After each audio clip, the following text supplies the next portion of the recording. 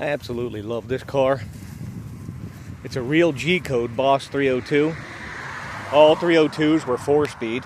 And again, these were homologation cars for Trans Am racing for the 1970 season. And Ford was the 1970 champion. Driven by Parnelli Jones, George Fulmer. Those were the factory drivers. It was Parnelli Jones, Rufus Parnelli Jones, that took the championship with his school bus yellow Boss 302.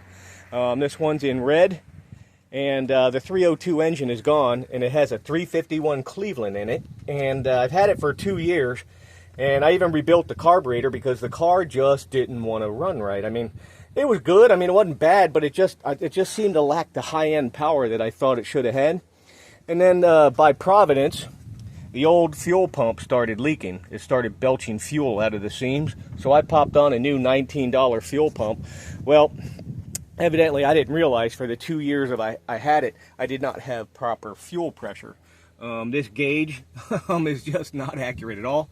It doesn't work. So I didn't know if I had the correct fuel pressure or not. And evidently it did not, because when I put on the new fuel pump, that rebuilt Holly, which is a 750 double pumper on there, or 650 double pumper rather, this car jumps, man. I mean, the first thing I did is I put my foot into it and it just broke 2 of the tires loose, and I said, what the hey, I got a new car, man.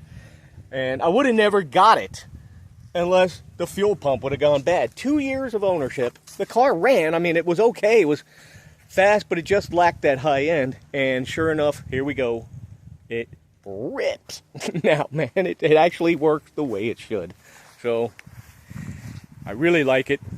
It drives out nice. It's got the correct, well, not the actual correct bias plies, but it does have Firestone bias plies on it. So there you go. 70 Boss 302. 351 Cleveland replacement engine with the 350 track lock rear end. This thing boogies now. Thank you very much. Gauze Garage.